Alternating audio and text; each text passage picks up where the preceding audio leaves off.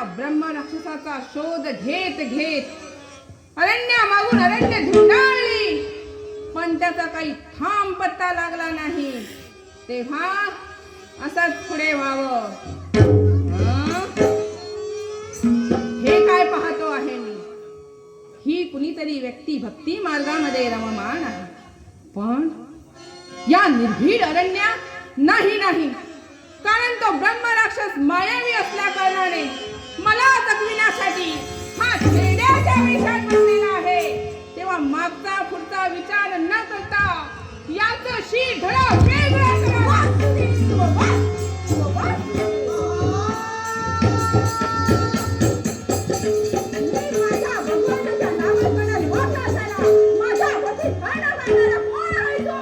माझ्या देहाला संज्ञा अवंती नगरीचा राज करता राजा श्वेत घेतो. काय म्हणालास? राज करता? अरे कोण म्हणेल तुला राजा? ज्या शांत माणसाला ओळखता येत नाही तो तू राजा असू शकत नाही. तुझं तत्वज्ञान मला नको आहे.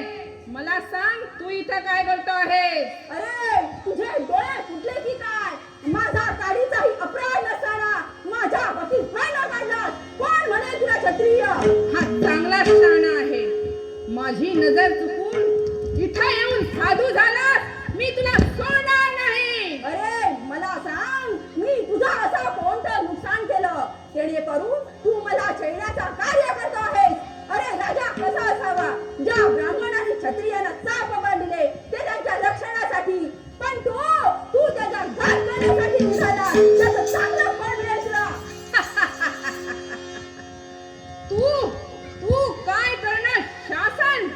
अरे योगी तपस्वी साधू संत कुठे आणि तू कुठे खेड्या?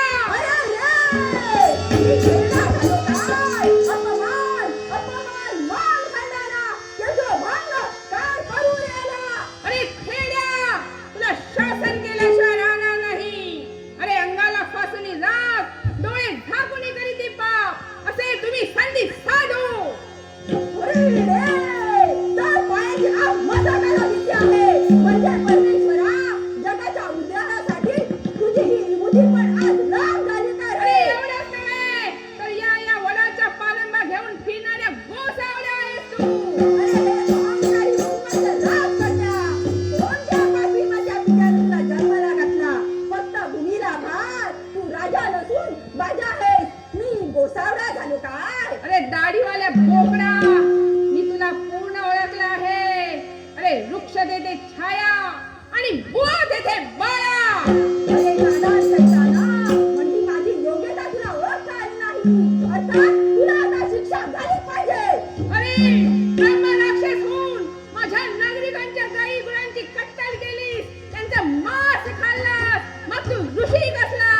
अरे या सौरा ऋषीनं मास खाल्ला. अरे अधमा, हे बोलताना तुझी ही जीवा कशी गळून पडली नाही? अरे खेड्या, इतरत्र कुणालाही सांगशील, पण या राज करताला नाही. आता सर्व सहनशीलच्या पलीकडे गेले आहे. तेव्हा याच वेळी तुला कळेल कोण साधू आणि कोण बंधू. अरे खेड्या, तुझ्याने माझं काही होणार नाही. तुझ्याने जे होईल ते तू करू शकतोस. राजा, मग पहा, यावेळी त्या भगवंताची भक्ती करीत असताना कंदमुळे भक्षण केले असेल आणि जर भक्ती केव्हाही खंड पडला नसेल तर भक्ती सामर्थ्यानं यावेळी तुला साथ योग्य आहे. शाप. गुरुदेव, माझं चुकलं गुरुदेव. शाप देऊ नका गुरुदेव. अपमान या भाजीचा अपमान. मान खाण्याला नाही सहन होत. यावेळी तुला साथ योग्य आहे. नाही गुरुदेव, मला क्षमा करा गुरुदेव, मला क्षमा करा. माझ्या चुकीबद्दल मला क्षमा करा गुरुदेव, मला माफ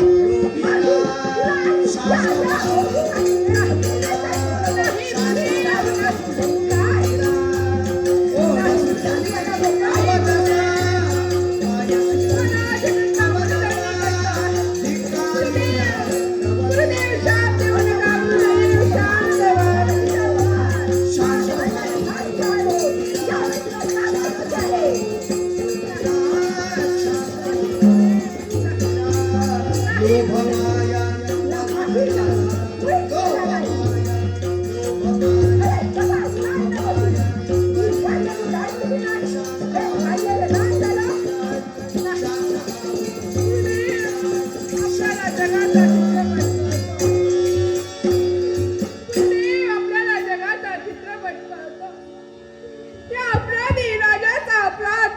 लागला गुरुदेव, मला क्षमा करा गुरुदेव. तुला क्षमा पुरेच नाही, तू मुद्दाम म्हणून माझा अपमान केलास, माझ्या प्रभूच्या भक्तीत खंड पडलास.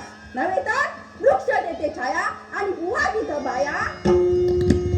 विनवणी केली, क्षमा याचना केली, पण नाही. अर्थात